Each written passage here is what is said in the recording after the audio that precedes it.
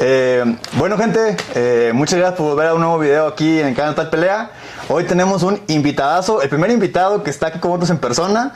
Él es el, podemos decirle, dueño o maneja la cuenta de fanáticos de MMA Guatemala. Si quieres presentarte. Claro.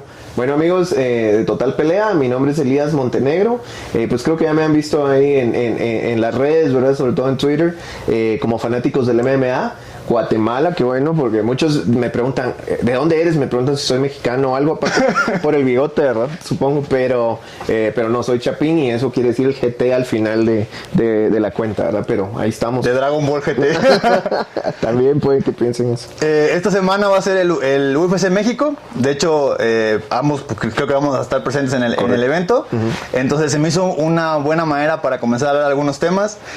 Primeramente sí me gustaría saber, he visto algunas de tus publicaciones tanto en Instagram, Facebook y en Twitter, bueno ahora X, que tú creo que te comenzaste entrenando.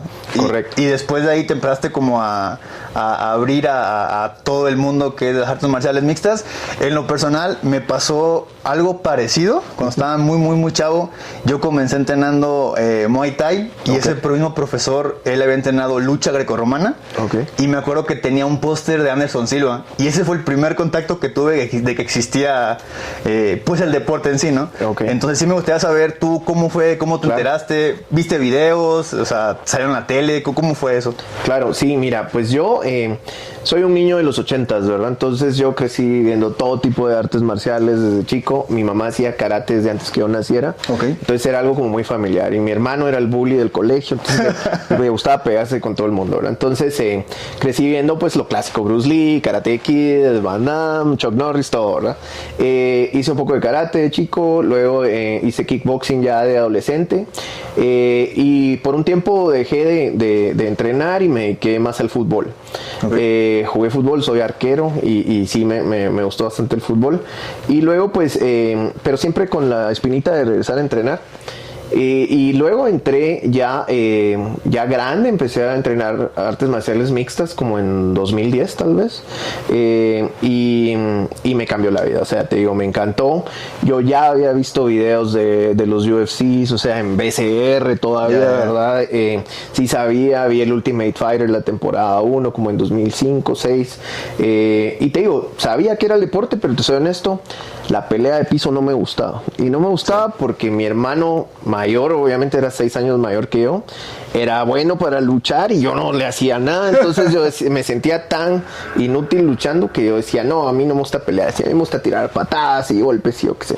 Pero cuando empecé a entrenar MMA, aprendí un poco el suelo y le ves otra dimensión al pelear, ¿verdad? Y te das cuenta que la técnica te puede ayudar a no sé, a ganarle a alguien más grande o más fuerte.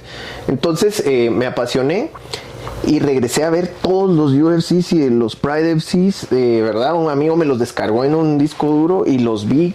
O sea, me faltan como 30 de todos los eventos que ha hecho el UFC, me faltan como 30 nada más de ver. Más o menos como el UFC 70 y algo al 100, ¿verdad? Y luego pues ya llegué a verlos en vivo y no me he perdido casi que ninguno, ¿verdad? Entonces, ¿cómo empiezo a hacer la parte de las redes sociales? Fue porque mi maestro, Luis Irais, él salió campeón de grappling en uno de los torneos de Naga.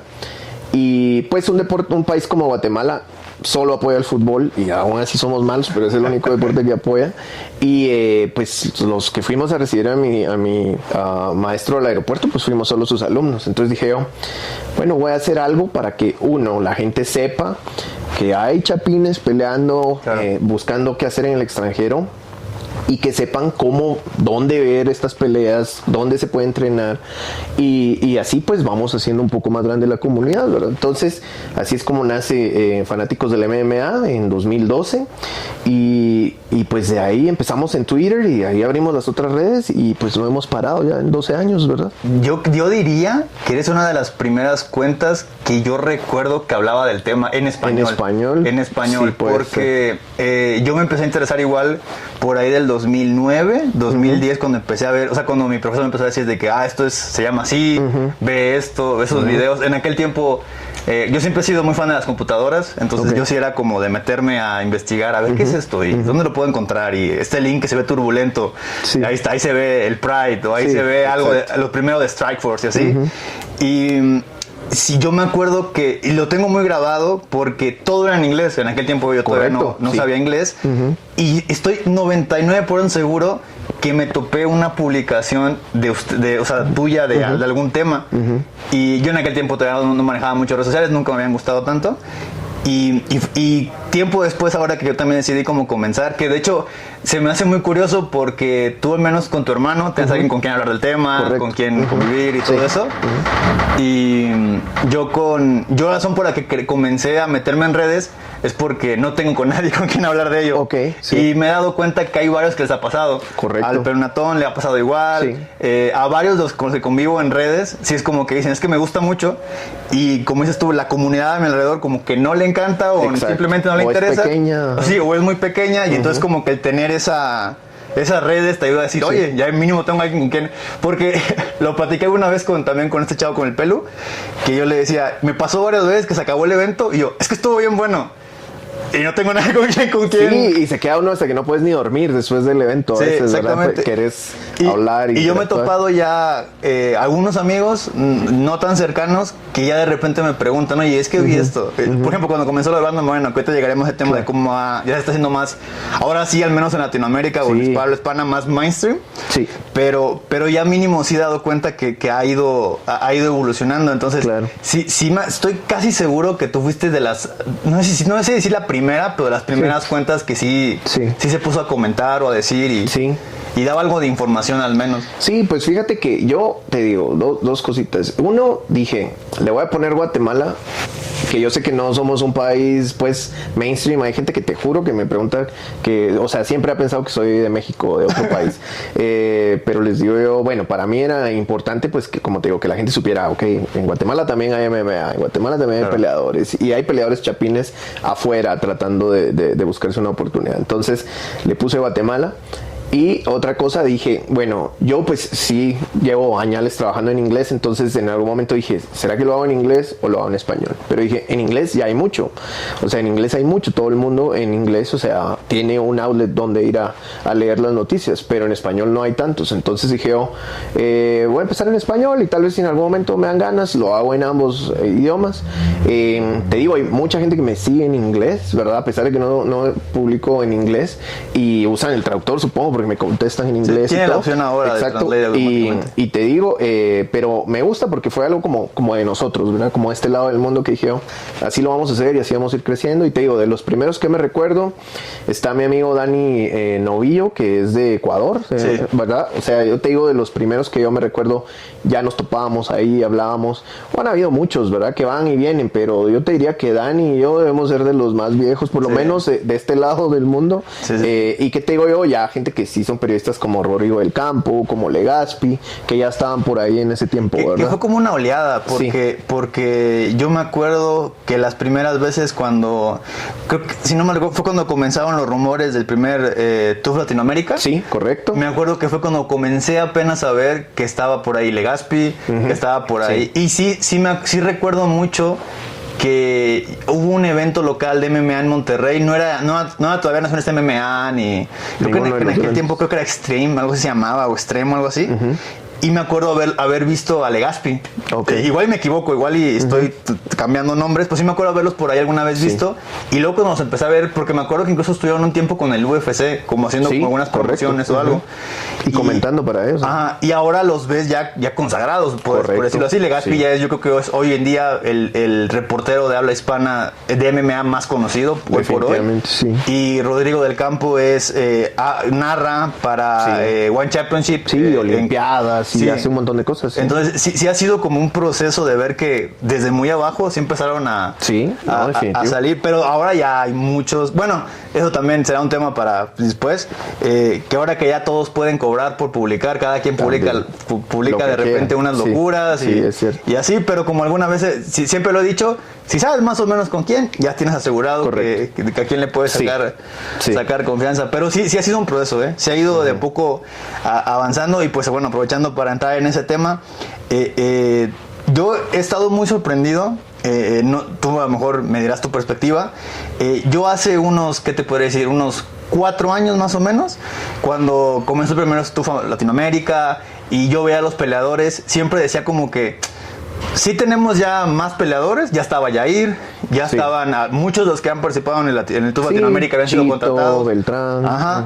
Y cómo se llama, pero yo siempre decía como que algo falta, o sea, como que y mi idea era como en México es muy conocido el boxeo, el taekwondo, más que nada lo de contacto. El striking, ¿verdad? Sí, el striking. Y, por ejemplo, hubo un tiempo que agarró un poco de fanatismo el judo, más o menos, tampoco fue como que fue.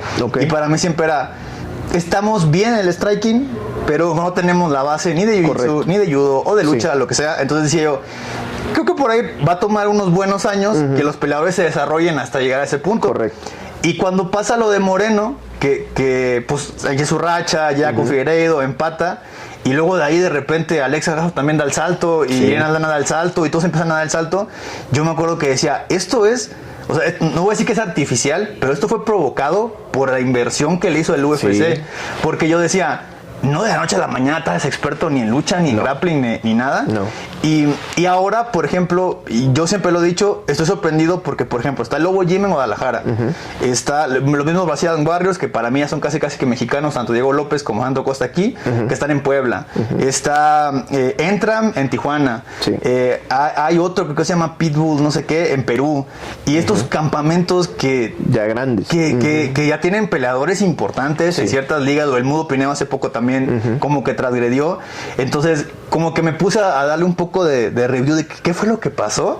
Y me acuerdo de que decía, es que los mandaban con Greg Jackson. Me acuerdo, vi el podcast de Brandon Moreno con Chito Vera de invitado, y ellos comentan que ellos vivían en una casita donde tenían, donde todos comían juntos, y ni siquiera era ya por el Tour Latinoamérica, estaban haciendo pruebas, el mismo Yair. Y si te pones a pensar, eso ya tiene 10 años. O sea, muchos dicen ellas, yo llegué ahí con 18, yo llegué ahí con 19, y ahí llegó ahí también con 18, y era como, ese lapso que yo pensaba que iba a tomar otros 10 años, se acortó por inversión del UFC. O sea, de cierta manera sí nos veía, yo creo que más Dana White, que es fanático del boxeo, nos vio cierto potencial. Te quería preguntar a ti, ¿tú cómo lo veías desde aquella época? ¿Igual veías como un gap muy importante que cerrar, o crees que se ha sido un poco más impulsado todo por la compañía? Sí, mira, yo creo que, por ejemplo, en Latinoamérica nos ha pasado, ¿verdad? Yo creo que fuera de Brasil, casi todos los países se dedicaron, o ven los deportes de combate como striking, ¿verdad? O sea, había mucha deficiencia en el jiu-jitsu, y aparte en la lucha, ¿verdad? Que es esa parte intermedia, ¿verdad? Que puedes tener muy buen jiu-jitsu y muy buen striking, pero si no tienes la lucha, el luchador te va a llevar al suelo cuando quiere, o te va a mantener arriba cuando quiere. Entonces, yo creo que sí le faltaba algo, y justo esa camada, te digo, yo ya estaba bastante metido en el medio, tenía coaches que estaban enterados del TOF Latinoamérica. Yo me recuerdo que algunos se enojaron conmigo porque yo fui el que puse que de Centroamérica solo iba Chimi Morales de Nicaragua, que ya había peleado con un amigo mío y ya sabíamos. Y me recuerdo, creo que fue Legaspi o Rodrigo, uno de los dos me reclamó y me dijo, ¿por qué? ¿Y dónde está tu fuente? Y que no sé qué. Y yo, ok, es lo que yo sé y punto. Y eventualmente Chimi Morales fue el que entró, llegó a la final con Jair, el nicaragüense. Pero te digo, sí, desde ese momento, y te digo, lo que se decía en ese tiempo era de que el UFC había elegido a los mexicanos, los mandó a Jacksons, que pasó, ¿verdad?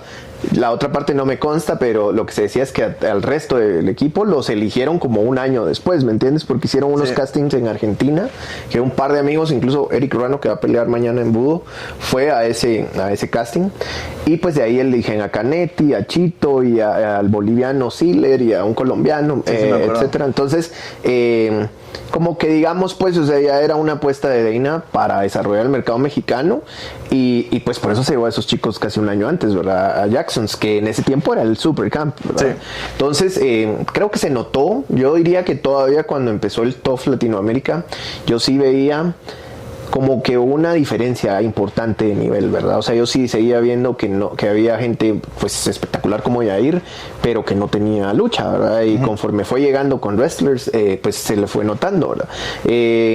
Y creo que sí, fue ya como en ese momento que los peleadores también se la creyeron, porque salieron de ese programa que tenían del UFC y se empezaron a buscar sus propios gimnasios. Y como dices, un Chito Vera que se fue de Ecuador y dijo, Chito, o sea, yo en Ecuador no voy a llegar a ser el peleador que tengo que ser. Se tuvo que ir pues a picar piedra, a ver a dónde lo dejaban entrenar. Y te digo, así le tocó a mucha gente. Un Mario Delgado, mi mismo maestro y su papá se tuvieron que ir a ponerte a Dallas, al Lions Den, a aprender catch wrestling con los Shamrock, pues con su propia plata, sí, claro, viendo de que trabajaban, quedándose ilegales, etcétera. Entonces, que eso comentaba Chito y Brandon en aquella de esta, que decían, es que nosotros vivíamos en una casita, yo dormía debajo, así como estamos diciendo ahorita, dormía debajo de una escalera, de una escalera, y decía, y lo que acabas de comentar de que los eligieron primero a los mexicanos y luego a los demás de Centroamérica y Sudamérica, creo que casi que Chito en ese podcast lo confirma, porque dice que él llegó después y llegó casi que de última hora a como enrolarse en lo que ya estaba. Y comentan que el primerito de los que hizo como que el casting y llegó después con eso fue Yair, como que fue luego lo identificaron y dijeron, este es el bueno, envíalo para allá. Pero sí cuentan ese podcast Chitos, igual me falla la memoria, me pueden corregir, que él llegó tarde, o sea, llegó ya como medio empezado el asunto. Y te digo, si ves, por ejemplo, de Centroamérica, yo te digo, yo soy guatemalteco, pero para mí uno de los mejores peleadores que ha tenido Centroamérica es Alejandro Mandarina, el Tico, que de hecho peleó en Lux contra Diego López y Diego le ganó una decisión. No sé si decisión o lo somete al final, pero fue una pelea dura, ¿verdad? Por el título de Lux. Y Mandarina ya grande, pues, ¿verdad? Mandarina es el apodo, él es Alejandro Solano.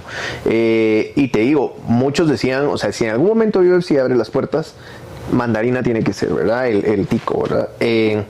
Pero ya estaba grande, o sea, ya era alguien que estaba como unos 32, 33 años quizá, y por eso pues apostaron por Chimi, ¿verdad? Que te digo, Chimi era joven, ¿verdad? Y es bueno, ¿verdad? Pero principalmente un striker. En cambio, Mandarina era un peleador bastante completo, que te digo, o sea, tenía victorias en Japón, victorias en Sudamérica, en todos lados, pero sí te digo, o sea, sí se notaba, incluso pues todo el formato del TUF fue México contra el resto de América, ¿verdad? Y hubieron decisiones polémicas como el con Vera y algunas cosas así que la gente se quedó con algún saborcito de güey, es claro que la fiesta es para México, ¿verdad? Ahora te digo, nada que reclamarle a México, es claro que ustedes tienen una cultura de deportes de combate que es la mejor de toda Hispanoamérica, pues, ¿verdad? O sea, cuánta cantidad de campeones de boxeo, etcétera. Entonces, como vos decís, Dana es un fan del boxeo, sabe del potencial de México, y otra cosa que todos le envidiamos a México en América y es el apoyo. Yo le digo a la gente, por ejemplo, con el caso Chris Gutiérrez. Chris Gutiérrez es nacido en Estados Unidos, de madre guatemalteca y padre colombiano. Cuando yo hago público en Guatemala y les digo, hay un chapín que va a pelear, o sea, ya había peleado con bandera colombiana, pero Chris al principio quería pelear una vez con cada bandera, digamos. Se quería intercambiar. Exacto, una para su papá y una para su mamá. Entonces, cuando debuta con el uniforme de Guate y todo, yo dije, bueno, es un peleador de origen chapín, ¿verdad? Y que está representando a Guate y todo. Hubo en Guate una polémica de que la gente estaban divididos entre los que, qué bueno que haya alguien ahí con la bandera de Guatemala, y otros diciendo, no, pero no nació en Guatemala, o sea, no, de plano lo está haciendo para que lo apoyen. Y yo, o sea, si en Guatemala no apoyamos a nadie, o sea, si no sos un futbolista, o sea, nadie te regala un centavo. A Chris nadie lo ha patrocinado. Te digo, lo hemos llevado un par de veces con amigos míos de iniciativa privada a dar seminarios a Guate. Él obviamente nos avisa cuando también va a ir por motivos personales y aprovechamos. Pero te digo, o sea, a Chris no le haya significado nada poner ahí la bandera de Guatemala. Claro. Es solo él, por honrar a su mamá, ¿verdad? Y te digo, y es algo que, o sea, ustedes, por ejemplo, yo sé que Cejudo les cae mal porque pues ha hecho sus cosas también, pero en realidad, o sea, cualquiera que diga yo soy mexicano, salga con una bandera. Caín Velázquez no hablaba ni español, pues, y ahí estaba todo México apoyándolo, ¿me entiendes? Entonces ustedes sí tienen ese factor apoyo, que si está jugando México en Corea del Sur, ves la porra mexicana ahí igual apoyando. Entonces te digo, definitivamente es un mercado muy atractivo. Y ya para ahorita, ¿verdad? Con esta camada que estamos hablando de campeones, creo que han pagado también en lo deportivo, ¿verdad? O sea, no solo en la parte económica. Y creo que la prueba de eso es lo que están inaugurando hoy, que es el PI, ¿verdad? Porque México es un puerto importante, ¿verdad? O sea, y no sé, en los 90s era hasta en lo musical, ¿verdad? O sea, si querías, o sea, italianos venían a cantar a México para ver si pegaban en el mundo, ¿verdad? Entonces, que varios lo hicieron. Exacto, entonces te digo, creo que esa cercanía con Estados Unidos, ese apoyo que tiene la cultura hace que la gente vea México como un lugar de oportunidades, y creo que va a ayudar mucho el PI, y no solo a los mexicanos, sino que hoy ya vi que Rodrigo del Campo creo que publicó que se dice que van a elegir como a 20 peleadores, que va a ser como la primera camada que quieren desarrollar ahí en el PI, otra especie de programa de desarrollo como hicieron con esta gente del Top One, y pues eso va a beneficiar a todos, ¿verdad? O sea, incluso ligas locales como Lux, como Budo, etcétera, Naciones, donde viene gente de nuestros países a pelear y se van a foguear con gente mejor preparada. Entonces, de hecho, comentando lo que dices, por ejemplo, ahorita que he convivido un poco más, obviamente por todo lo que ha pasado con ella Tupuria, muchos españoles nuevos, correcto, muchos otros que sí han tratado como de meterse bien al reporte, investigar y todo, sí me he dado cuenta que al menos en México tenemos una posición como privilegiada en ciertas cosas. Sí. Uno, obviamente la geográfica, que estamos al lado de Estados Unidos, pero segundo, sí somos un país muy de los deportes de contacto, aunque no lo parezca. Aquí en México sí ha llegado a pasar que, para empezar, no ganan, por ejemplo, en los Juegos Olímpicos, no ganamos muchas medallas, pero la mayoría, por ejemplo, en los últimos años han sido de taekwondo, y genuinamente la gente se pone detrás de ellos, se pone a verlos, tienen ratings altos, esos combates. Esos deportes. Entonces, ni se habla del boxeo. Entonces, sí tenemos como una cultura un poquito más desarrollada en ese ámbito de que acabo de, por ejemplo, ver lo de Ilia y vi unas publicaciones en Twitter del país que puso el presidente no lo felicitó, sí, y cosas así. Y como que en mi mente fue como, jamás hubiera pensado que la gente hubiera reaccionado así cuando, oye, ganó un campeonato, bien y mal, y que si el deporte es brutal, y que todos los deportes lo pueden llegar a hacer y lo que sea, es como...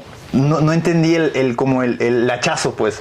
Sí, entonces, como que hasta después me puse a analizarlo un poco y fue como, es que aquí estamos se ha normalizado tanto. O sea, por ejemplo, cuando Brandon Moreno quedó campeón, sí vi a muchos amigos que nunca habían escuchado de MMA preguntarme, oye, un mexicano quedó campeón del UFC, ¿de dónde es? ¿Cómo, o sea, cómo es? Oye, a ver, ¿dónde lo puedo ver? O sea, y sí empezó un poquito a evolucionar eso. Cuando llegamos a coincidir con los dos campeones indiscutidos, que era Alexa y Moreno, y con el interino que era Yair, yo sí vi un aumento, más que nada en la gente que nunca le había interesado, que sí era que me decían de que, oye, vamos al bar a ver qué tal se pone, ¿no? O, oye, ¿cuándo pelean algunos mexicanos?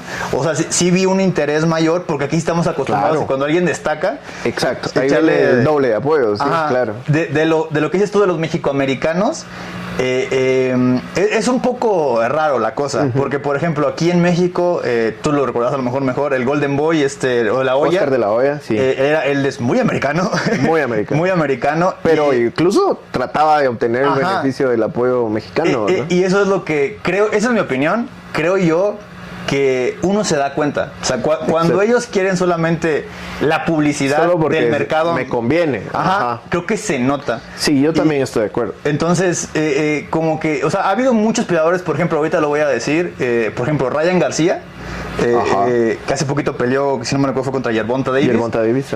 Él de repente medio intenta de meterse en el mercado, pero es más que obvio que no, o sea, no está, ni le interesa, ni igual a nosotros tampoco poco nos interesa, ¿no? Correcto. Pero es evidente. Pero hay otros que se nota, hacen el esfuerzo de venir a hablar, hacer las conferencias de prensa por acá, aunque ya pierda el título o no, siguen volviendo, o sea, eso es lo que mínimo tú dices, aprenden el idioma, por ejemplo, un Kelvin Gastelum, ¿verdad? O sea, Kelvin Gastelum es alguien que aprendió el idioma, empezó a venir, creo que mañana está comentando para Budo Centro. Entonces te digo, sí se nota como que quieren involucrarse, e incluso te digo, la mitad de mi familia vive en Estados Unidos, yo soy el único hermano que no se quiso ir a Estados Unidos, y mis sobrinos son estadounidenses, ¿verdad? Pero a veces a cierta edad les empieza a interesar otra vez conectar un poco, ¿verdad? Y te digo, yo los llevo a Guatemala y los llevo a las ruinas mayas y los llevo porque realmente crecen sin saber mucho de su cultura. Entonces, pero te digo, en el caso de México yo sí les creo eso, ¿verdad? De que como que se aprovechan por el hecho de que saben que aquí hay un apoyo tremendo para los atletas. Pero te digo, en mi país, o sea, si tú dices, te lo digo por mi experiencia, si yo me llamara Fanáticos del MMA México, mis redes serían el triple de tamaño, te lo aseguro. O si fuera igual de Guatemala, pero fuera de fútbol, ¿me entiendes? O sea, sería enorme. Pero te digo, entonces en Guate sí la verdad no apoyamos, o sea, te digo, no apoyamos, o sea, mañana pelean 2 chapines acá y andaremos tal vez unos 10 o 12 chapines que somos amigos o entrenamos o somos del rollo. No viaja gente para ir a apoyar, o sea, es muy poco el apoyo al deporte. Y por eso te digo, cuando la gente me decía, es que Chris, de plano, porque para que lo apoyen, yo, pero si a quién apoyamos en Guate, o sea, no apoyamos a nadie, pues, o sea, a él más bien le perjudica. Si él dijera, soy mexicano, tendría más apoyo, ¿me entiendes? Entonces, pero sí te digo, sí pasa. Yo creo que gente cabal, como Cejudo, por ejemplo, que Cejudo es un personaje. A mí se me hace que es mucho mejor tipo el que proyecta, ¿verdad? Pero, por ejemplo, ese clip tan desafortunado no le ayuda. Pero lo hizo, si te das cuenta, lo hizo cuando estaba apoyando a Trump, ¿verdad? Lo hizo cuando estaba apoyando a Trump. Y te digo, en la gente, hay muchos latinos apoyando a Trump que no quieren que lleguen más inmigrantes, por ejemplo, a Estados Unidos. Entonces Cejudo estaba en personaje, ¿verdad? Quizá no creo que se iba a destapar tanto, pero antes de eso, o sea, peleó con ¿quién fue que peleó? Que salió hasta con un traje azteca. Aquí en México. Peleó aquí en México y salió vestido con toda la indumentaria. Con todo, y o sea, hasta la fecha. Penacho y todo. Pues, o sea, no te vayas muy lejos. Hace poquito Merab vi y le pegó con eso. Exacto. El video se volvió a hacer viral. Correcto. Merab lo vio, o su equipo lo vio. Sí. Y en la primera conferencia, yo voy a representar a México y otra vez toda la oleada. Exacto. Creo que es un poco como dices tú, no, como que pensó, voy a hacer una participación en un rally chiquito, ¿quién me va a tomar un video? Exacto. O sea, y pues... Y sí, te digo, y se nota, pero te digo, o sea, para mí... de nuevo, yo creo que, mira, en mi caso, que soy de un país que, como te digo, no exporta demasiado talento, yo veo que por ejemplo, el peleador Chapín debería aprender de Chris, debería tratar de ir a entrenar con Chris a Denver y decir, ok, te digo, en el UFC de repente, el primer peleador de Nepal, ¿verdad? El primer peleador de no sé qué. Y créeme que si se maneja eso bien, abre las puertas, ¿verdad? Claro. Que más gente diga, bueno, sí pelean estos cuates por allá, ¿verdad? Sí entrenan estos cuates, no solo son Sherpas o yo qué sé, ¿verdad? ¿Me entiendes? Entonces lo mismo pasa que creo que pero somos una comunidad que te digo, el fenómeno en las artes marciales en México, por ejemplo, que yo vi que ayudó a que creciera, es de que sí hay gimnasios, o sea, yo conocí los Bone Breakers, o sea, a mediados de los 2000. Te digo, sí hay gimnasios, sí hay rivalidades, pero están dispuestos a ir a pelear y competir entre ellos y ver quién es mejor. Sí. En Guate hay una cosa que yo te digo, yo llegué hace muchos años al deporte y lo sigo viendo, que es, fulano hace un torneo, nosotros no vamos, no competimos con él, no nos cae bien o yo qué sé, y para mí es al contrario, se anda a ganarles, en todo caso pues anda a demostrarles que tu gimnasio es mejor, y eso ha detenido mucho el desarrollo de ligas y todo. Yo te digo, yo hace años que quiero hacer un torneo invitacional de grappling, para empezar por grappling, ¿verdad? Pero cuando he hablado con los distintos gimnasios, mira, me das a tu mejor grappler y vos me das a tu mejor grappler y los ponemos ahí, ponemos una plata, un cinturón, yo qué sé. Pero si va fulano yo no quiero. Pero si no sé qué. Y te digo, o sea, para mí eso estanca el deporte, ¿verdad? Entonces al final del día el deporte solo se mejora si todos competimos, ¿verdad? De hecho me sorprende un poco porque es como básico. Si quieres, o sea, aquí... En cualquier cosa, si fuera fútbol. Sí, o sea, y te lo puedo decir aquí, o sea, por ejemplo, en México, obviamente me voy al boxeo, que es lo que más años tenemos como evolucionando. Sí. Tú puedes ver torneos de todos los gimnasios. Yo soy de una ciudad muy pequeña, de todos los gimnasios de la ciudad, y tal, en una plaza, ponen un ring, invitamos a todos, vamos a hacer pesos, súbanse ahorita, y literal, así era, o sea, era así, y me acuerdo que era, y de que quiera venir, traigas una silla, o sea, va a haber gente, pero era todos contra todos, porque ese es el punto. Como y me acuerdo que hubo un tiempo que se volvía anual, de que tal fecha, o 2 veces al año, va a haber, y tu profesor por ejemplo, de boxeo te decía, para ese día vamos a estar listos, y 2 meses antes vamos a hacer todo el planeación, y, o sea, pero insisto, es más extraño, porque es como una parte inherente de que si quieres que siga avanzando, que crezca el deporte. Sí. Pero sí, pasa, te digo, y no solo en Guate, pasa en varios países, pero yo sí he notado que eso nos ha impedido, y te digo, los que van saliendo son gente que pues hace ese esfuerzo extra, ¿verdad? Un Eric Ruano que va a pelear mañana, te digo, yo empecé a entrenar con él como en 2010, él venía del boxeo, ¿verdad? No sabía nada de suelo, empezamos a entrenar juntos, y te digo, o sea, literalmente, o sea, él decía, hay un seminario en tal ciudad, voy a ir a aprender un poco de jiu-jitsu. Te decía de que yo creo que necesitamos en Guate en particular aprender de esos otros países que han desarrollado más talentos, que han desarrollado ese tipo de competencias, porque hoy por hoy te digo, las ligas en Guatemala duran 2-3 años y hacen algunos eventos, y te digo, el deporte en Guatemala no es un buen negocio aún.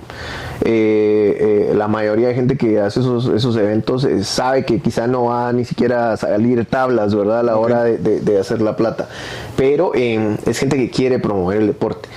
Pero todavía hay esas fricciones de yo no voy si es no sé quién, yo no voy si es no sé quién. Por eso es que yo quiero empezar a hacer, como te digo, quizá en grappling, ¿verdad? Porque ya hacer MMA, como yo quisiera organizar algo, yo necesitaría bastante plata, ¿verdad? Sí, para hacer algo de nivel, que yo diga, se me rompe una pierna a alguien, o sea, por lo menos tengo un seguro para que no, ¿me entiendes? Ahora que he estado un poquito más involucrado en los eventos, por ejemplo, más que nada en Naciones MMA, que es un poco más de ahí del norte de México, sí es titánico, o sea, sí he visto, y ellos rentan venues, o sea, o zonas un poco más grandes, y sí los he visto a contrahora, poniendo cosas, cerrando cosas, he platicado más con algunos de ellos, y no es, o sea, así como uno pensaría que es medio sencillo, no, es muy complejo. Y te digo, sobre todo MMA, si lo querés hacer de una forma responsable, o sea, las lesiones que pueden ocurrir en MMA, o sea, le pueden cambiar la vida a una persona, ¿me entiendes? Entonces quieres tener tú una estructura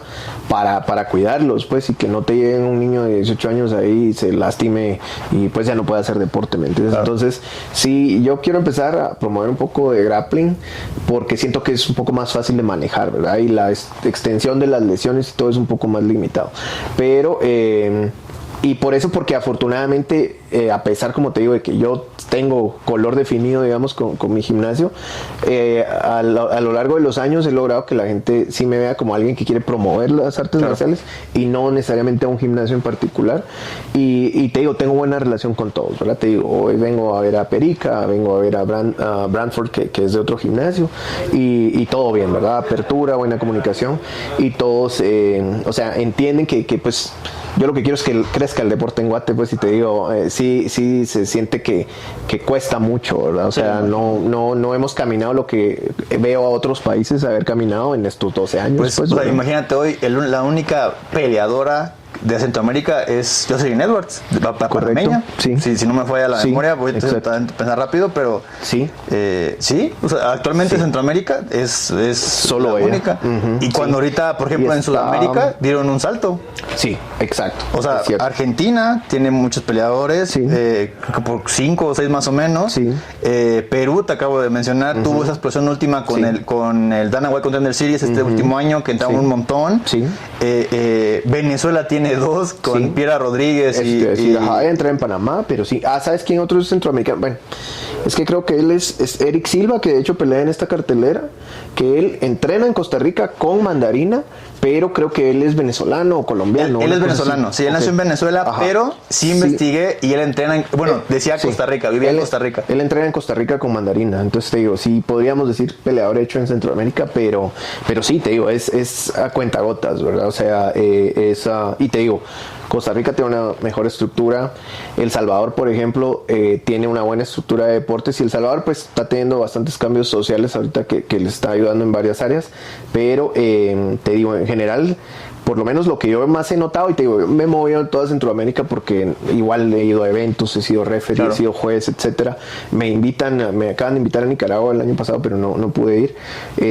Y te digo, sé cómo está la estructura de todos los países, y te digo, o sea en Guate estamos fregados, o sea, vamos algo atrasados de lo que están aprovechando eso, que por fin tengo a alguien que sabe de estructura, que conoce de eso.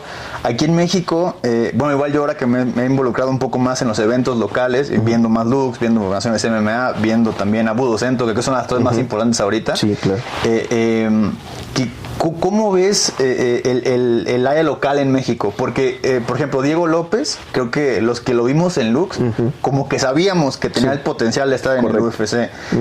Ahora también el Lazy Boy va a debutar en el UFC. O sea, como que uno ve y sabe que hay ciertas piezas que dices, creo que es bastante obvio que va, que va a llegar. Le va a ir bien. Ajá. Hace poco se creó, que de hecho estuve en el nacional de la IMAF, que es la Asociación Mexicana de Artes Marciales Mixtas, a lo mejor estoy mal parafaseando.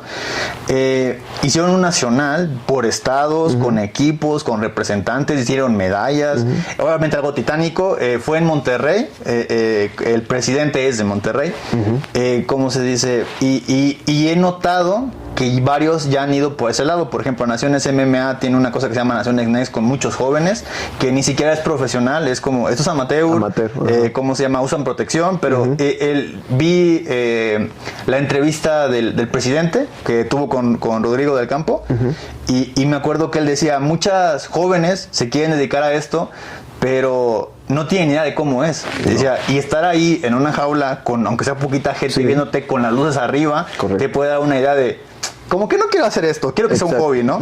Pero va a haber un corte que te va a decir, oye, esto ya me encantó, quiero seguir ahí. Entonces, he notado que de a poco ha ido agarrando más estructura. Ellos han sido más ellos en Naciones, y si no me recuerdo también en Lux, han sido tanto los jueces como los referees. Entonces, creo que se ha organizado mejor. Correcto. Cosa que he notado, por ejemplo, este año me hice a la proposición, bueno, traté de comenzar a seguir en Sudamérica, porque me di cuenta, por ejemplo, noté el campamento donde está el Mudo Pinedo, está Perú viene bien. Perú. Entonces vi, por ejemplo, que está Fight House, si no mal recuerdo, en Argentina.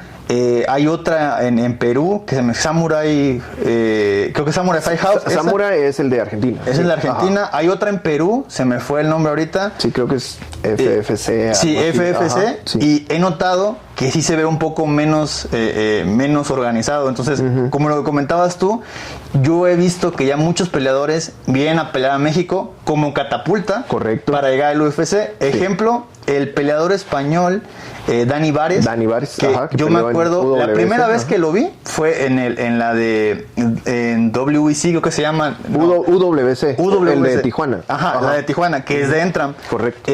Yo nomás lo había visto ahí, y después de ahí dio el salto al UFC. Exacto. Entonces, algo que he notado, y me gustaría saber tu opinión, ¿cómo ves la estructura que he comenzado a tomar a México? Porque sí me he dado cuenta que también varios han terminado en el PFL, algunos han terminado, bueno, no debutó, creo que era Karina Rodríguez, también la tomaron de aquí, no terminó de debutar en Bellator. Entonces, quería saber tú que sí más o menos has visto, decir, ¿cómo has visto la estructura? ¿Qué es que ha mejorado? ¿Qué es que...? No, definitivamente, mira, yo creo que ha crecido mucho. Volvemos al ejemplo de que México se vuelve una plataforma, ¿verdad? Para mucha gente. Tienen mucha infraestructura de medios, mucha infraestructura deportiva. O sea, esta semana acá tienen Karate Combat, tienen Budo, tienen Lux, tienen el UFC, y hay arenas para todos sus eventos, ¿verdad? Entonces te digo, y hay mercado, pues, porque no creo que van a estar vacíos todos sus eventos, si no, no los hubieran hecho. Entonces, Karate Combat se dio el lujo de ser por invitación. Ni siquiera vendió boletos. Imagínate. Ellos dijeron, mándame DM en Instagram, y si te elijo, vienes. Y era, o sea, literalmente, como te hicieron el lujo de no vender boletos. Correcto. O sea, así de ese tipo. Imagínate. Entonces, a lo que voy es de que sí hay una infraestructura, y otra cosa, la competencia, ¿verdad? De que si tú eres la única liga de un país, y vemos ese fenómeno en UFC, ¿verdad? Que es un monopolio prácticamente, ¿verdad? Donde yo me puedo dar el lujo de pagarte lo que quiero, de tratarte como quiero, ponerte el contrato que quiero, de darle el title shot a este cuate porque me cae mejor o vende más, ¿verdad? Que odio ese término, vende, como si todos ganaran plata del UFC. Que hace poco leí un comentario que me gustó mucho, que es, ¿y cómo lo comprobaste? O sea, ¿en qué se basan? Sí, o sea, la gente dice, Colby Covington, es que porque vende. O sea, vende. O sea, ¿dónde están los números? Exactamente, más que nada para respaldarlo. Exacto, o sea, solo es, la gente repite lo que dice Dana White, pero eso es otro tema. Pero bueno, entonces te digo, acá, si tú eres un peleador que podría estar hoy peleando en Lux o en Budo, ¿verdad? O sea, eliges la mejor opción, ¿verdad? O sea, vas a donde te traten mejor, donde te brinden mejor oportunidad. Y creo que ambas ligas, al estar en Fight Pass, al tener una relación con UFC, incluso este gimnasio Entram metió cualquier cantidad de gente a Contender Series. Y te digo, para mí, honestamente, el periodo de la pandemia fue el periodo más fácil de toda la historia para entrar al UFC. O sea, desde los primeros, pues tal vez donde eras un bouncer en algún club y te decían, ven y mañana peleas con un taxista, ¿verdad? Pero yo siento que la pandemia, ¿por qué? Porque recordate que estaban todos los temas de que no se podía viajar, las visas de Europa, de otras partes del mundo, entonces se llenó, ¿verdad? O sea, llegó mucha gente. Y te digo, entre esos se colaron personas que no tenían el nivel, pero te ponían, o sea, no sé, contra un conductor de Uber en ¿cómo se llama? En Contender Series, y si lo noqueabas, casi que ya fijo iba a ser UFC. Pero creo que ya después de la pandemia se ha regulado gente que cuando ya no solo pelean entre ellos, que entraron de esa manera, se van quedando los buenos. Pasó con el TUF Latinoamérica, que no sé, peleó el boliviano con el colombiano y el colombiano le ganó, pero ya cuando fue a pelear con otro, que ya estaba, o sea, ahí se fueron quedando Chito Vera, Yair, se fueron quedando los que tenían el nivel. Sí. Correcto. Entonces creo que así está pasando ahorita, se está otra vez normalizando el nivel, pero digamos, en ese periodo de 2020, 2023, 22 tal vez, creo que fue donde se crearon esos vínculos, donde, te digo, metió cualquier cantidad de gente. Sí. Y de ahí metió al ecuatoriano Michael Morales, al español Daniel Vares. Yasmin Llorey. Exacto, entonces metieron un montón de gente y crearon esos vínculos de, ok, ¿verdad? Si Dana White se queda sin peleadores en Las Vegas, porque en algún momento se va a quedar sin peleadores en Las Vegas, él voltea a ver y dice, bueno, ¿quién puede dar el peso? ¿Quién puede tomar una pelea a corto aviso? ¿Quién me agarra el contrato más barato para sus primeras 3 peleas, ¿verdad? Y quién tiene visa o puede venir. Entonces creo que México se ha convertido en ese hub, lo decían hoy en la conferencia de prensa de Budo, que pues, o sea, para ellos ser un semillero para el UFC es bueno y tienen la mentalidad correcta, porque si ellos dijeran, pues yo quiero que se quede fulano acá 10 años y que no, o sea, los peleadores no firmarían con ellos, ¿me entiendes? Si saben que están amarrados, es que pasa en el fútbol, ¿verdad? A veces que, bueno, te compro yo, pero no te dejo ir a Europa porque te quiero tener aquí ganando mi liga local. No, hombre, o sea, creo que las ligas acá entienden cuál es su función. Sí. Ser una catapulta para UFC. Ningún peleador. Exacto. El Lux, exacto. ¿Cómo ha presumido a Diego López? Igual la UWC, ¿cómo ha presumido a Yasmin Jauregui? A Michael Morales. Sí. Sí. Entonces te digo, sí, entienden ellos que esa es su función. Porque, seamos honestos, ningún peleador que se está haciendo hoy peleador a los 18 años o está debutando o algo, dice, pues mi sueño en la vida es ser campeón de Lux y retirarme. No, o sea, ellos piensan, ok, voy a ser campeón de Lux, pero eso me va a abrir el paso para llegar a un PFL, a un Bellator antes, al UFC, etcétera. Y definitivamente todos los que entramos a este deporte en algún momento decimos, el UFC es el nivel más alto. Sí. Hoy por hoy sigue siendo el nivel más alto. Entonces ahí es donde quiero pelear, ¿verdad? En algún momento era Pride, ¿verdad? La gente prefería pelear en Pride que en UFC. Pero te digo, entonces creo que por eso funciona la estructura, porque hay muchas opciones. México es grande, entonces puedes tener una liga en Monterrey con talento local y no necesariamente que la gente de acá vaya hasta allá a pelear y gaste plata y yo qué sé. Eso que acabas de decir, la WC básicamente domina el Bajío, Tijuana, o sea, domina Tijuana, Baja California, los peleadores más de ahí se van hacia allá. Correcto. Y Naciones MMA, Lux un poco más abajo, están literalmente tomando lo de digamos así, el norte un poco más hacia este lado. Entonces, eso también ha sido hasta una ventaja, vamos a llamarle geográfica, porque Lux ya con, no sé si ya tuve inversión o algo, he visto que le han dado un golpe, un batacazo de ir por todo el país, que se me hace bastante impresionante. Ahora ya que hasta el UFC como que lo ha dicho así como que ya eres parte del UFC Fight Pass, supongo que también hubo otra inyección de dinero. Yo creo que el Lux es el más grande ahorita, que sí se pasa por todo el país, pero en lo general Naciones, la UWC que literalmente domina Tijuana, Budo Centro que está nada más aquí en Ciudad de México, sí ha como repartido bien el talento, pueden ir a varias zonas a probar qué es lo que les adapta mejor. Sí. Y te digo, Budo, por ejemplo, ha estado abriendo mucho las puertas a peleadores de Centroamérica. Hoy va a pelear un boliviano mañana. Que te digo, son gente que no tiene siempre esas oportunidades y es el camino que nos toca ahorita. Con ese estancamiento que te estoy describiendo de Centroamérica, el camino que nos toca es dar el salto y venir a fajarte aquí con lo que hay en México, que te vas a topar con gente brasileña, con gente que ya estuvo en UFC o que ya estuvo en algunas otras ligas o por lo menos fue a Contender Series y te das cuenta realmente dónde está tu nivel, ¿verdad? Y te das cuenta si, bueno, yo entreno allá en Guate en mi equipo, pero quizás sí necesito invertir a venirme acá a hacer campamentos o irme a Estados Unidos o yo qué sé, ¿verdad? Si realmente te quieres dedicar a eso. Sí. Y ahí es donde se filtra pues los que lo hacemos por hobby, por estilo de vida y los que realmente se quieren dedicar a eso, ¿no? Que sí, yo sigo un poco, vamos a decirle, impresionado, vuelvo a decirlo, por los campamentos. O sea, para mí, por ejemplo, ahorita mencionamos al Jackson, que creo que ha ido en caída. Obviamente el talento se ha desplazado más que en la época, vamos a llamar de las épocas más antiguas. Pero, por ejemplo, yo sí estoy muy, como que te dan batallo para creer que tenemos 3 campamentos en Latinoamérica, pues muy competitivos, porque creo que ha quedado muy en claro que el Lobo Grasso, el campamento en Guadalajara, donde está Alex Arazo, que está ahí en Aldana, que Lupita Gómez, que ha sido una gran adición a ellos, Alessandro Costa, el mismo Diego López, creo que es bastante claro que es hoy por hoy tal vez el mejor de Latinoamérica, pero que esté sacando contendientes por títulos del UFC, para mí simplemente, y por ejemplo, nos vamos a Entram, y de ahí salió Moreno, ya no está ahí, pero de ahí salió Moreno, está Yasmin Jauregui, que para mí sigue siendo una promesa muy importante, Michael Morales, que para mí es la joven promesa más importante del para continente. Mí es de los mejores prospectos. Entonces, como que yo no veía cómo podía suceder. Lo vuelvo a mencionar, ese salto en tan poco tiempo. Y lo vuelvo a decir, el que está en Perú ahorita, no está el Mudo Pinedo, está uno que está en Bellator, o ahora el PFL, se me olvidó, Barzola. Varios de los de Dana White Contender Series también están ahí.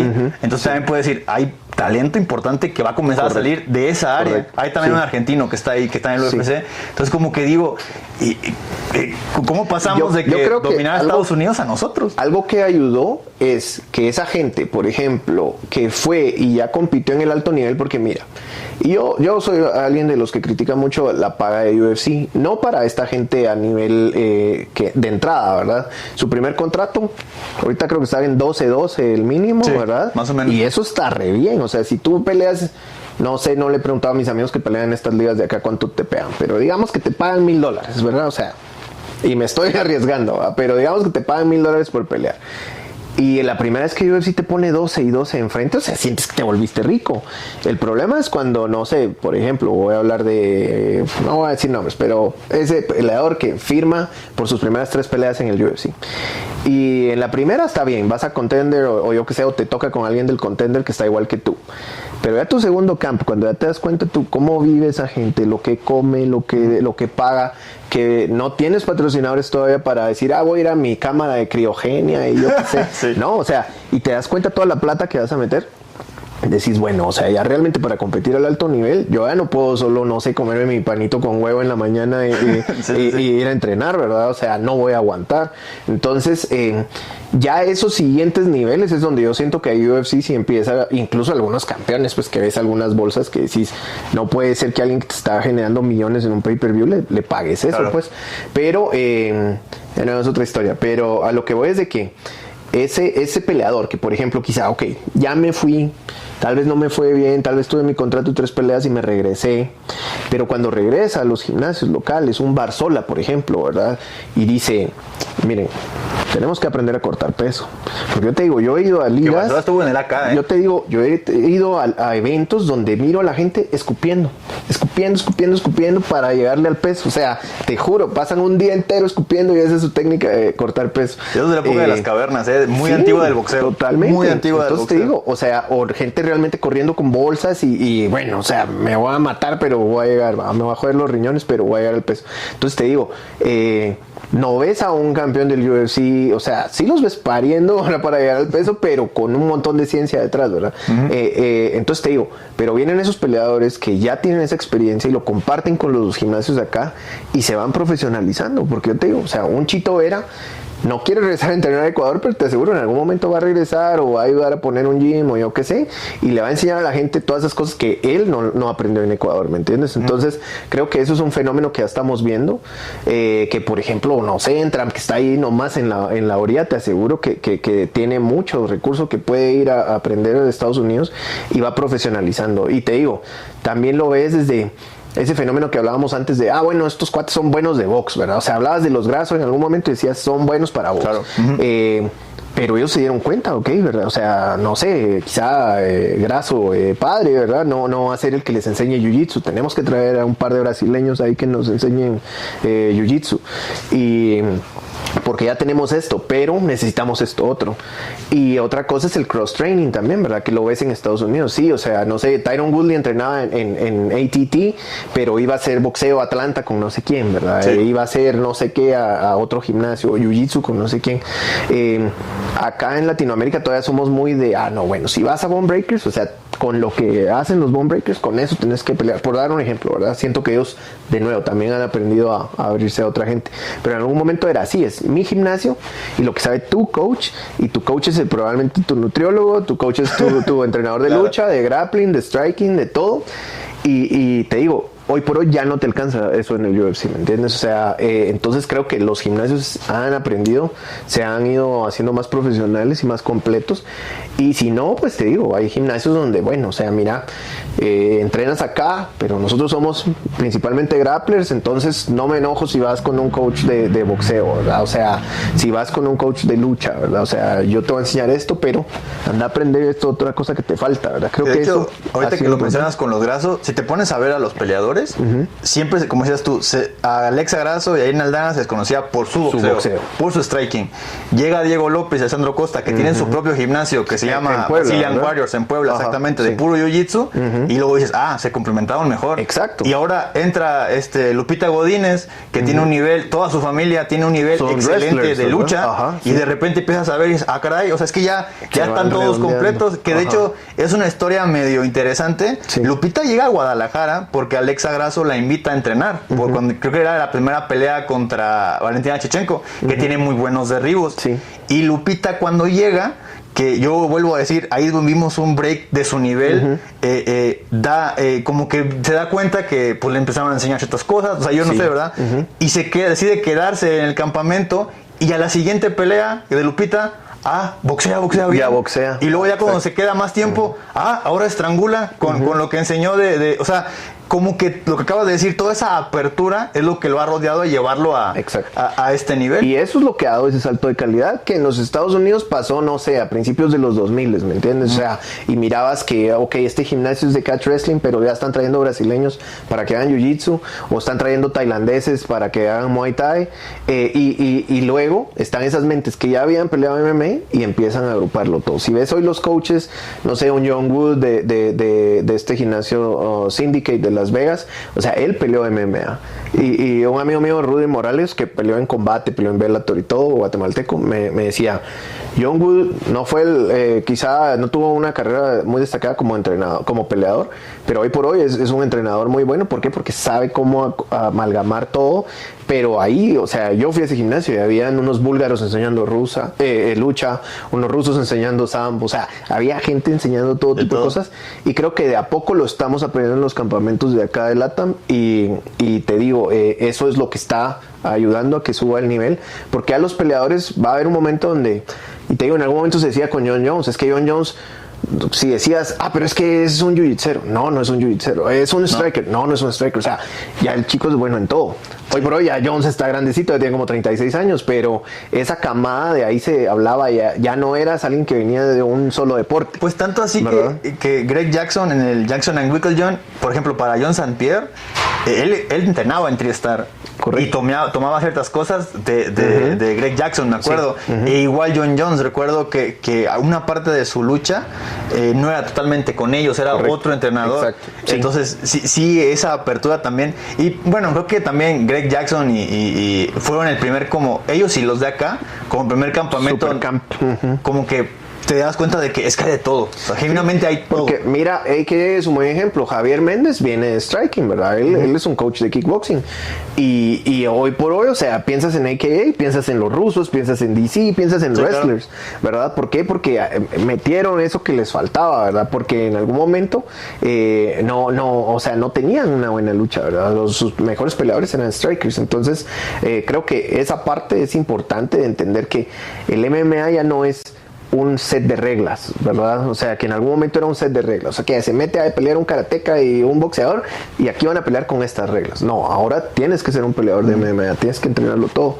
¿verdad? Para ir realmente con todas las habilidades. Y yo te digo, yo odio cuando la gente dice, ay, qué aburrido Khabib porque solo lucha. Y yo, o sea, pues, pero los que tienen enfrente son peleadores de MMA que también deberían poder hacer esa lucha o neutralizarla al menos, ¿verdad? Y aparte, por ejemplo, lo he visto también últimamente, como dices tú, ha habido también mucho fanático nuevo, y lo vuelvo a decir, lo vi hace poquito y lo comenté por ahí en Twitter.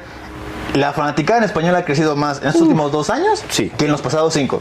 O sea, pero por mucho. Ahora por lo de Ilia, los campeones mexicanos. Sí. Ilia trajo una oleada de españoles, de españoles que sí, te juras que es la primera pelea que han visto. Y he visto mucho que comentan eso. Es que en el suelo es bien aburrido. Y es que no me gusta. Y es como, oye, ¿aún has visto lo que hizo Khabib? O sea, ¿ves al nivel al que lo lleva, el dominio que tiene, la desesperación de sus oponentes? Te digo, un Charles Oliveira, que por ejemplo es alguien que ya ahora puede pelear en todo. O sea, es el que más sumisiones tiene en toda la liga, pues, ¿verdad? O sea, y le vas a decir que es un peleador aburrido. No, definitivamente no es un peleador aburrido. O por ejemplo, la guillotina en la que tuvo en un momento Brian Ortega Volkanovski, que alguna vez me acuerdo ver ese clip de Joe Rogan que él comentaba, que decía, es que si la gente entendiera que lo tenía en la guillotina perfecta, o sea, era casi, en teoría era imposible que saliera, y como decir, y ese hombre, ¿quién sabe qué hizo? O sea, como que te emocionarías más el hecho de entender lo complejo que es. Mira, eso creo que falta mucho. Y yo te digo, en algún momento, y yo pues tiendo a hacer eso, que trato como de educar. Y por eso a veces puedo, si yo veo un comentario demasiado ignorante de alguien, yo digo, ok, voy a darle una oportunidad. Voy a tratar de explicarle un poquito. Yo no me puedo insultarme con la gente. En algún momento lo hacía, pero ya no es divertido, es muy fácil. Pero entonces, te digo, trato de explicarle. Y ahí te das cuenta como que es un casual que viene a aprender o es un casual que solo viene a pelear a Twitter, ¿verdad? Sí. Entonces, si yo miro que es alguien que quiere aprender, le digo, mira, como tú estás diciendo ahora, por ejemplo, mira esta acción y me vas a decir que es aburrido. No sé, ver a un Anderson Silva someter con un triángulo a Chael Sonnen en el último segundo de último de 25 minutos en 5 rounds. Entonces dices, no, o sea, solo no sabes qué estás viendo, pues, como te decía yo al principio, a mí tampoco me parecía interesante la lucha cuando yo no sabía qué carajos era. Entonces yo sí siento que como recomendación yo le diría a la gente que le gusta esto, no sé, anda, métete aunque sea una clase, aunque sea del cardio MMA que tenga en un gimnasio donde va tu mamá o tu esposa o yo qué sé. Creo que ayudaría.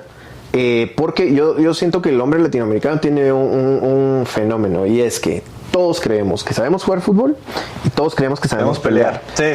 Pero en el fútbol alguien mira a Messi hacer 3 caños y dice, bueno, yo tampoco podría hacer 3 caños. Pero todos tienen una historia donde alguna vez le pegaron a algún borracho en algún bar y por eso los hace creer, yo realmente podría haber noqueado a este cuate. Y o sea, y como nunca has estado ahí, no te das cuenta. Hay un estudio que circula ahí hace años que dice que los hombres sobreestimamos nuestra habilidad para pelear en un 4000%.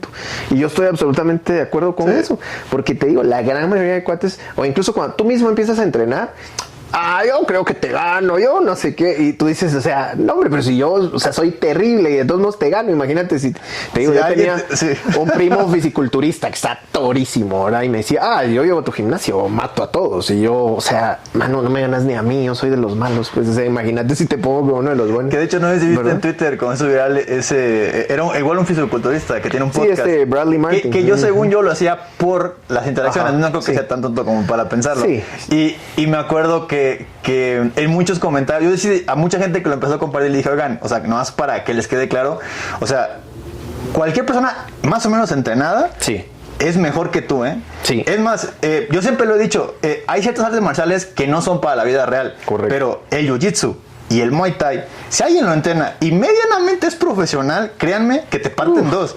Y una vez lo comentaba con un amigo, así como hiciste ese comentario, igual ese amigo está muy, muy, muy cuadrado, y él me decía, yo lo agarro y lo tiro y no sé qué, y le digo, mira, la primera vez que entra alguien encima de ti, te lo juro que no vas a saber qué hacer, no saber dónde meterte, qué hacer. O sea, es una desesperación. Sí, y me acuerdo mucho que yo compartí el clip de Chito Vera con Brad Martin. Donde le dice, me comería tus entrañas. Porque le dice, básicamente soy un peleador, un peleador de la calle profesional. Y genuinamente le digo, eso es lo que es. O sea, realmente eso es lo que es. No, y te digo, la gente te dice, por ejemplo, ¿verdad? Cuando empecé a hacer grappling, amigos que hacían striking o algunas otras disciplinas me decían, pero en la calle, o sea, y es cierto, o sea, yo si me peleo contigo en un bar, no me voy voy a tirar a hacerte un choke en el piso porque viene tu novia y me da una patada en la cabeza, ¿verdad? Claro. Pero ¿me entiendes? O sea, de todos modos yo le digo a alguien, ok, por ejemplo Jon Jones, ¿verdad? Que Jon Jones te llegara a agarrar en una situación, porque decís, oh, pero no hay reglas, y yo lo muerdo, le agarro los huevos, yo qué sé, ¿verdad? Entonces decís, o sea, ¿no crees que ese cuate que aparte puede controlarte a placer, a diestra y siniestra, también te puede morder, también te puede sacar un ojo, también te puede pegar en los bajos? O sea, él tampoco tiene reglas, o sea, no es que él solo sabe pelear dentro de esas reglas, o sea, un wrestler, o sea, que fuera un wrestler de una escuela gringa, que no ha tirado un golpe en su vida, que no sabe... Te llega a agarrar. Te llega a agarrar, te parte el nudo, o sea, te hace lo que quiera. Sí. Una vez dijo Dani Castillo, porque peleó contra Tony Ferguson, ¿verdad? Y le ganó, lo tuvo la mayoría del tiempo arriba, pero Tony le estuvo dando codazos, haciendo cosas, y dice, yo estuve arriba de él tres asaltos, dice, si estuviéramos en prisión, él tendría grandes problemas. Y pues bueno, gente, desafortunadamente hasta aquí va a quedar el podcast. Primeramente, muchísimas gracias a Elías Montenegro de Fanáticos de MMA Guatemala por hablar conmigo. La verdad disfruté mucho platicar con él, algo que nos gusta tanto como el MMA. Y hice todo este podcast móvil, me tuve que llevar todo el setup a la Ciudad de México. Desafortunadamente no sé muy bien qué fue lo que hice mal, pero el audio de la segunda hora no se grabó bien. Créanme, lo intenté todo para tratar de recuperarlo, simplemente no se pudo. Voy a seguir mejorando en eso para no tener este problema en el futuro. Entonces, pues primeramente muchas gracias por ver el video. Una disculpa para ustedes, que es para el que trato de hacer este contenido. Y pues nos vemos en el siguiente video. Adiós.